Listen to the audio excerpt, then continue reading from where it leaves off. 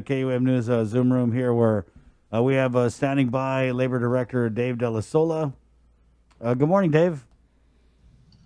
Good morning, Chris. Good morning, Sabrina. How you guys doing today? We're doing pretty good, I think. Are we doing good? Yeah, we're doing all Yeah. right. It's Monday. I always enjoy your off-air chatter. Yeah, thank you. That's we just ask that you hold that in confidence. But you have Venerable Chris Barnett. You have some good news for us and for the people of Yes, Guam. I think I do. As you saw in the presser, today the money should be going out, $11.2 million this week. Last week we ran a test batch for the LWA program, which is a $300 6-week program from August 1st till September 5th. We were really trying to make sure that it ran accurately and that it pulled only qualified claimants from the PUA program, and we were happy with that. And it took us a while to make sure that everything went well. We still sent out the money, and we're getting it out, and a total of $4.7 million in this first batch of LWA is going out to all these PUA participants as we speak. And since it works off of the PUA program, the LWA, we still ended up batching a good amount, $5.9 million of PUA and $605,000 in FPUC is going out with the $1,800. So that's $11.2 million in 1 week going out to everybody for the start of the holiday season. And as you know in the presser, the governor and the LT were, I had to brief them daily on what was going on and how it was moving along, all the problems that we were having, because you know that this we were doing this without the waiver, even though we all felt comfortable with doing this in anticipation of the waiver coming in the future.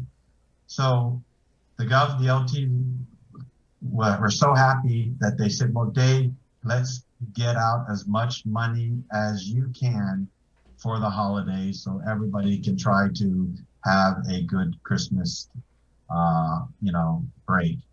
So we're double down. We're going to be putting a lot of overtime, and we're going to hit it hard. So our goal, which is a little ambitious, considering all the fraud and everything, is to get 2 months worth, all of October and all of November out for the PUA, and to get out all the claims for the LWA program. So that is going to be a very, very aggressive undertaking.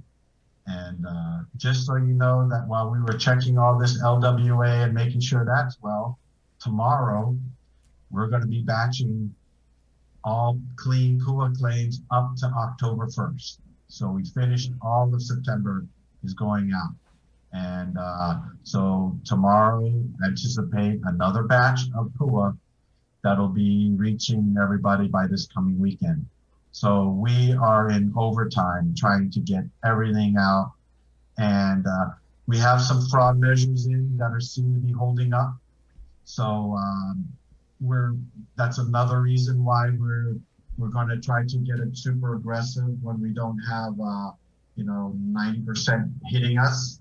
We have a CAPTCHA code that's coming. That's now. So every time you file your weekly or you go into the Higher Guam, those little type in the numbers as you see it, the CAPTCHA code. Yeah. That is now required, and that is to help thwart the Autobot fraud that has hit us a couple of times, where they try to use automated file like several thousand claims within two hours. Wow. They do try to flood our system, and that will help. That's another fraud measure that we continuously explore in order to keep this program running smoothly. Dave, so you guys weren't affected by all the issues with the AS400 and the payroll separate system? Yeah, no effect at all. When don't forget, when we batch, we have to get that dollar amount and request the drawdown from the USDOL, and that's what takes 2 to 3 days.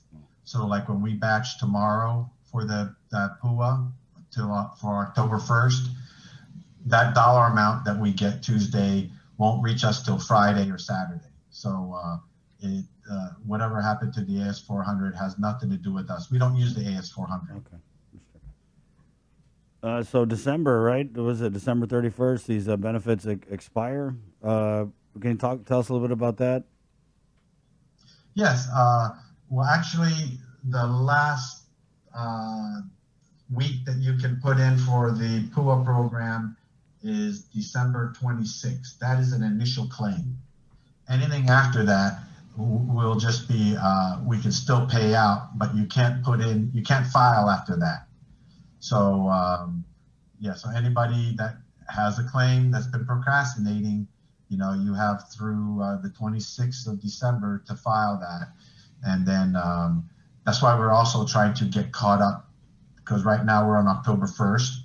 So we're going to try to slam 2 months of worth of claims as quickly as possible, so that we can get it into the hands in time for holidays.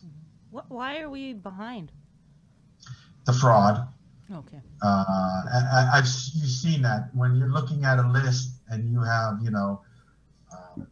for every 100 claims that you're looking at, that's fraud, and then 10 is your local. It takes a lot of time to get. You still have to look at those claims and deem it a fraud and DQ it, and that's what takes it so much. If it wasn't for the fraud, we'd be paying real time. Wow. I can tell you that right now. Dave, are you getting a lot of new applicants to the program in terms of like businesses or maybe their jobs hit recently by the COVID? I think we've seen a leveling off. September and October were, when things were rising up, and now I think we have a leveling off already. So I've noticed not a lot of new claims coming in for the month of November. So we should be able to. That should help us get caught up even more. And we have. So far, knock on wood, some new fraud measures that seem to keep the noise down as far as what's hitting our claims. But it's just a matter of time before they figure out and adapt and change and start slamming us again. So between all we have the eye of the storm over us now, so to speak. So we're going to try to hit and get out as many claims before they figure out how to, slam our system again. We had a comment here, Dave, from Randy Jung. Day, Chris, can you please ask the director? I was flagged on 11/19, just a day prior to upload documents for LWA. I uploaded all documents, but still flagged. No one from GDOL is calling me about the issue, and I emailed multiple times since 11/19, but no response. What can I do? He brings up a good point. So when we this 4.7 million is roughly close to 4,000 claimants, and we are noticing when we are doing the auditing and the double auditing that a lot of the claimants forgot or failed to put in any check stubs or employment separation notices. I'm sure you remember when we first went into this whole pandemic, it was quite clear that you needed to have an employer separation letter to tell me when you were separated and that your separation was COVID related. Then in June, July, a lot of people went back to work. And then in the middle of August, we went back in PCOR 1. And if you were working and then furloughed, you needed another letter for our auditors to state that, Chris Barnett was re-furloughed on August 16th due to the PCOR going into PCOR 1 and remains in that state. And if you work, put in some check stubs, because a lot of people are entering their income incorrectly, and they always seem to err on the low side and getting more money than they should be. And I don't want them to go into an overpayment mode. Nobody wants to try to collect money from anybody. I'd rather make sure that they get everything that they're supposed to get and no less and no more. So he brings up a good point. You know, you have a week. We're going to batch tomorrow, like I said, PUA, all clean claims October 1st. And then the following Tuesday, we're going to hit the LWA again. And if you didn't make the first round, then at second round, upload those documents. We won't necessarily see us clean right then and there. I have everybody, reassigned to auditing and getting these claims out. So just get your claim clean, and we will get around to circling back and hopefully getting you cleaned and checked off for this LWA. Mm-hmm. So we're spread a little thin with the governor's request to get this money out as quickly as possible. So we had to reassign resources to start cleaning both programs up as quickly as possible in a efficient but quick way, and it's going to mean that we're not going to be able to reach out and talk to everybody who wants to talk to us, because we're busy cleaning, we're busy auditing, we're busy preparing for the batch every week. Getting out $10 million every week is not a small feat. How much in PUA is going out tomorrow? I won't know that until Tuesday morning. Okay. They batch, and it takes about 6 to 8 hours to process, tens of thousands of claims. And then once they get that dollar amount, that's like when I mentioned, Sabrina, we send that dollar amount to USDOL so that they can send the money to the bank, and then we can make the direct deposits out, and that usually hits about Friday. This week is going out Monday because Thursday was, of course, Thanksgiving. Mm-hmm. So that created a delay in the deposits hitting the bank. We do have a question. How will we know if we are part of the first batch of LWA? When you get your check. Hey. This was a small sampling just to test the system. The last thing I wanted to do was to have a system, go wrong, and we're trying to pay everybody all at once, and then I have a $20 million fix. So we kept it, small on purpose so that we could just see how the program works, because time is not on our side, and usually when you do these things, it takes months to test, and in live tests, they go on the site. So we're pretty much going on the fly and paying and then seeing if everything worked well and auditing.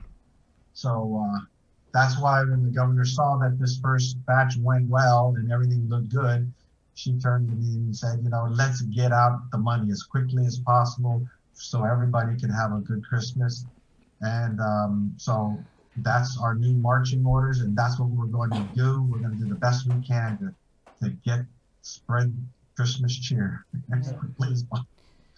Yeah, I want to say we talked about it last time we spoke about overpayments. I was just reading the release that came out on the LWA, and I think it was $440 million in unemployment assistance been paid out to date. But how much was overpaid, and how many people were overpaid? I gotta try to dig in my numbers here. We had about like a $500,000 in overpayments, and we've collected about maybe 130,000 of that. And the rest, a lot of them are in processes of getting their letters and getting their notices. So that is a very dynamic. I have to pull a report because even as we speak, we have people coming in, and we have to that's our weakest point, is that we have like 5-6 people coming in our hallways, and we're trying to keep them spread out that are just paying checks because they knew that they got money that they shouldn't have, and we're trying to process them as efficiently as possible. So that, I like to say, is running smoothly. The same with the appeals. The appeals are handling a lot informally. Next week, I'll start to hear informal appeals. Our formal appeals process is moving quickly. We have a lot of them that are withdrawing their appeals because we're also trying to handle them as we educate them before the appeals why they were denied. A lot of times we'll either fix them because they forgot to upload documents, or they understand why and they drop out. So it's very fluid, and I like to think that everything is running as quickly as possible and going well with those two programs. Thanks for it. Go ahead. Go ahead. I know that, Dave, that it's probably still in Congress or whatever, but have you heard about any possibility that the pool of benefits will be extended after December? And just what's it going to take? What's the status? What you hearing? So the first CARES Act, which is what this program is under, which is the pool program, it all expires December 26th. Unfortunately, a lot of our people will be expiring probably around the 20th of December as they reach their 39th week. So if you filed and been out since March 6th, I think 16, which was the first PCOR. And so if that was your first filing date, then you expire the 20th of or so, give or take, on December. But if you filed any time after that, then you'll reach the end of the program. And that's the end of the program. We'll be cleaning up, we'll be paying out appeals, but no new claims will be accepted in the system after that. And as you know, between the Democrats and the Republicans feel that the nation is rebounding and that they don't need so much of a stimulus package. And then on the total polar opposite end, you have the Democrats who feel that, they want to do like another multi-trillion-dollar stimulus. I think the Republicans wanted like only 500 million. So they are really that separated. But they all agree they want to do something. It's just that they can't seem to agree. I think something will happen when Biden comes in, because he's very much in favor of doing something. I think that compromises will be done. My fear is that it'll be a separate program and that we won't be able to roll over our existing budget to cover that while a new budget comes in, and that the whole program will stop for, maybe a couple months, because Guam always takes longer. We don't have a UI program, right. And that's how they're able to just hit it very quickly. They can just give the money right straight into the UI accounts in the States, and they can process it and start rolling with it. Guam has to have a contract. We have to sign it. Then the bank accounts have to be remade we submit new budgets and new assurances of how it's going to be spent. They just make it drawn out, and it could take a while, and that's my fear. Of course, the quickest and easiest way is they say whatever left over from the CARES, continue to pay it out, and we'll roll over this new program and mesh it right in. That would be the best, and then we could just keep going with this fairly seamlessly as soon as they vote on a new package. So I know that they want to do something, but remember, they're not going in until the latter part of January. So, minimum, we're going to have 1 to 2 months without anything. So having said that, have you been involved with any discussions with Adelup or the legislature about any sort of locally funded program to assist our unemployed? Well, actually we haven't. We just been trying to I've been just so wrapped up in trying to get this money out and keep it going. But I can tell you right now that Guam is in no different shape than the nation.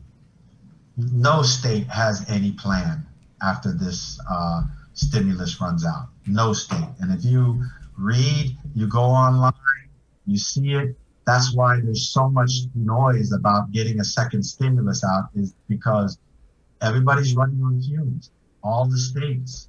So we're in no different, better or worse off than the whole nation.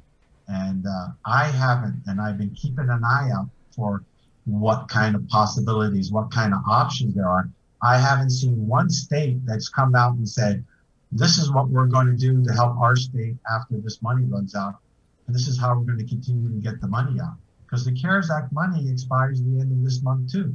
Mm-hmm. So where are you going to get the money? Where's it going to come from? And that's the problem. That's the big nationwide problem that we're all in. And there is no easy answer. And we're looking at everybody, and everybody's looking in the mirror and seeing the same image. There isn't any golden bullet, silver bullet answer to what's going to happen after that. And that's why we need to come up with a quick package until we start rebounding and recover. Then you can start looking at how we're going to rebound. I'm still waiting for additional recovery money from the grants. And with that money, we can start doing upskilling and retraining of all these unemployed people into demand occupations. They are looking at that because it's quite competitive. And that's where I'm fighting for. That's where I'm expending a lot of energy is to get these recovery dollars. And if you hear anything from other states that they have some magic, plan to recover, I'm all ears, because I'd love to hear what they're going to do. I haven't seen it at all. And I think we're, no worse off than any other state. But to be honest with you, I'm the PUA guy. I'm just trying to keep my head above water. I'm just a PUA guy. Yeah. But, I just want to say, through this whole program, you're going to get about $24 million. $24,000. I don't want to sound like your father, but you should be saving this money and not spending it all. Come on, Dad. Anticipating this. I know people gone out and buy cars, buy the big TVs, spend all the money, but you got to keep a rainy day, money aside to hold you over. And if you have a husband and wife that's out, that's nearly $50,000 in 6 months that you're getting. And, please don't spend this all on money, baby. and save some of it up. Right. Dave, I'm looking at this release from GDOL November 23rd, hiring for the fight against COVID-19. Is that still occurring? Yes. We are, that's part of the recovery money, the 1.5 million, where we got, up to 200 people, give or take. And we're still trying to get, I know the contact tracers for public health. We're trying to hire maintenance workers to help do the cleanup. We train you, we give you all the proper equipment. We don't let you go right into it in a dangerous situation. Yes, GMH needs help cleaning. Clinics need. The homeless shelters. If you're at all want to do something like that to help our island recover, I have jobs for you. Right, and Dave. Also to help give out the food and help with all the recovery efforts. I still am hiring for that. That's great. Dave, but let me ask you. A certain type of a person to be able to do those things. Yeah. So, are they going to make more on the PUA, or are they going to make more working for you? Well, you got to look at it. You work for me right now, you got 6 months of $10 to $12 an hour full time. PUA runs out. You're going to look at the short-term answer or the long-term answer. And out of those, 100 and some people that we've hired, we've already had a dozen people get full-time work. If you work hard and you do a good job, like anywhere, the people that you're working for are going to want to hire you. And, it's not going to happen everywhere, but, you have a better than 10% chance of getting a full-time job, a new occupation. I have 4 of them that are going into certified nursing program, all of that free. And the GMH is already picking them up because they're working hard. They enjoy doing things for the people, helping these COVID patients, and they're enjoying, and now they're in a new demand occupation that they're going to make some good money when they graduate out of that. And that's all covered, free, 100%. And these are the kind of opportunities that you've got to look at long term and not just look at the short money. Thank you, Dad. Welcome, boy. It could have easily been, Grandma, I told you guys to save that money. Yep, they ain't saving anything, Dave. They're flying. Right now, everybody in the pool, they spend all the lump sum. They're a paycheck to paycheck. Yeah. Right back where you started from. Dave, appreciate your info. We got to run, though. We're at the top of the hour. Thank you guys for having me. I appreciate it, and enjoy a safe holiday. You too. You too. All right, my man. Dave Dell'Isola there, Labor Director. It's 8:04. We're KUAM FM, Agotni, Guam. Department